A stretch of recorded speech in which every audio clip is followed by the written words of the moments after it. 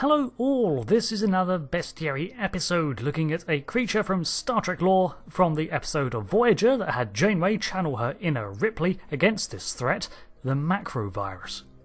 The contagion was first discovered in a mining colony run by the Garen, who at first suspected it was a simple illness and requested aid from the USS Voyager. On beaming down to the planet, the situation had deteriorated within the 3 hours it took the ship to reach the miners, and almost the entire colony was infected.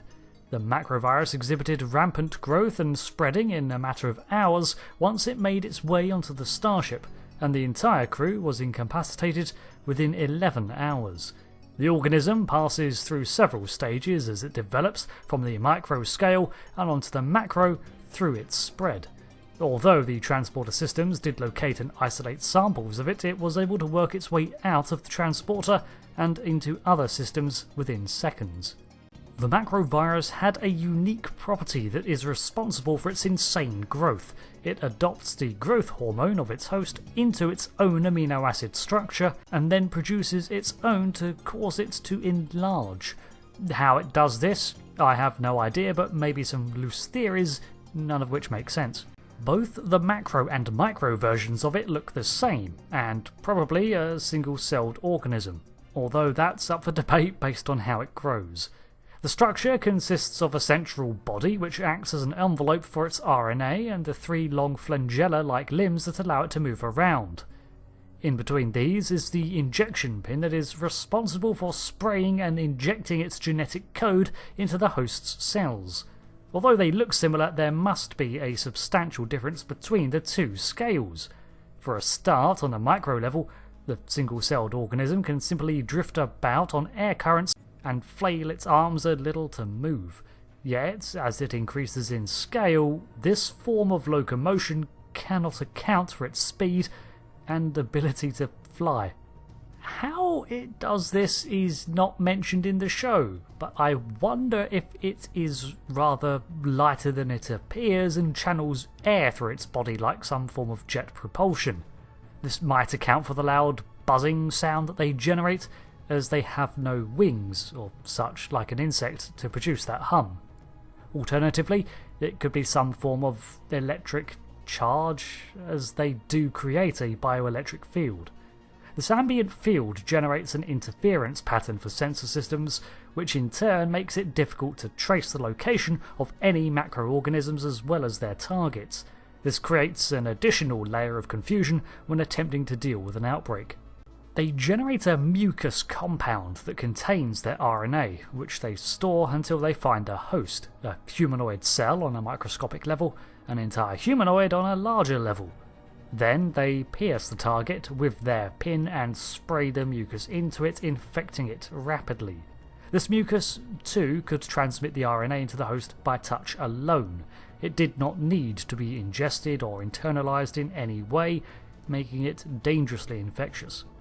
Perhaps the mucus also contains entire replicas of the macrovirus, which in turn infect the victim, but at some point the microscopic version, once within the victim's cells, absorbs the growth hormone to begin to grow.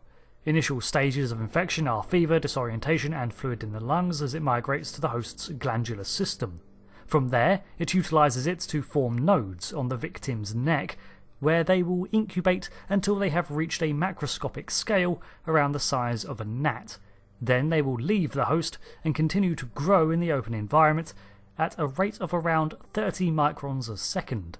If my maths is right, that means that after the 11 hours on Voyager, they were around 118 centimeters long, which more or less ties with what we see on screen. Just how big they could grow, thankfully, was never discovered. They were incredibly hardy, or at least their injector was, as it was seen to dent and pierce a turbolift door. Granted, the internal doors on a starship are hardly made from duranium, but they were also seen to pierce the transporter pad entirely and delve through the ship's internals. However, their envelope, body, skin, was not so robust that a simple knife thrust couldn't kill it. The macrovirus is entirely parasitic in nature, requiring a host to replicate to the point of its own inevitable destruction as it runs out of hosts. Although the larger versions did portray some level of instinctual behaviour beyond simply infection. They are drawn towards infrared radiation, reading it as body heat, before impaling the target, which they did as instinct, but on the larger scale they were seen not only to infect creatures, but then drag the host away to a central point. This sort of activity shows a level of instinctual awareness well beyond a simple single-celled organism that should have no nervous system.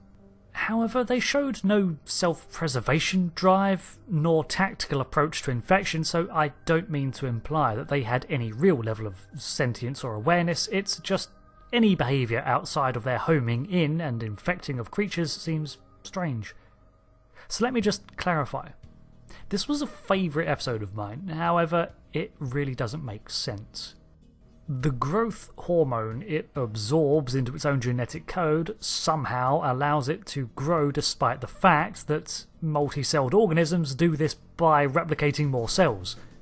So for the macrovirus to make use of this gene transfer in any way, it must develop into a multi-celled organism? Which is an idea I'm not entirely against. It would go on to explain the developing levels of complexity in its design, such as its ability to fly and instinctual behaviour. It's just that if it does, then where did it get the energy to grow at such extreme rates? It would need sustenance to do so, and we can see that when it leaves the host, it is only the size of a fly, if that. Yet it continues to grow without feeding off anything. We never saw them eating the crew, only infecting them and then sort of guarding them until something unaffected came through. Overall, the macrovirus can only make sense if it goes through some major changes when it transitions from the microscopic to the macro scale. It can't simply scale up and still function in the same way. It's a cool idea, and a freaky episode that stands out, but in trying to dissect this creature for a video, I found myself repeatedly confounded. Maybe someone out there with a degree in virology can make some sense of it, because, well, Muggins over here can't. Suffice to say, it's a simple concept that made for a good one-off enemy. Thanks for watching this video, and I'll see you again next time for another science fiction, lore theory, or gameplay video. I've been Rick, so long, and goodbye.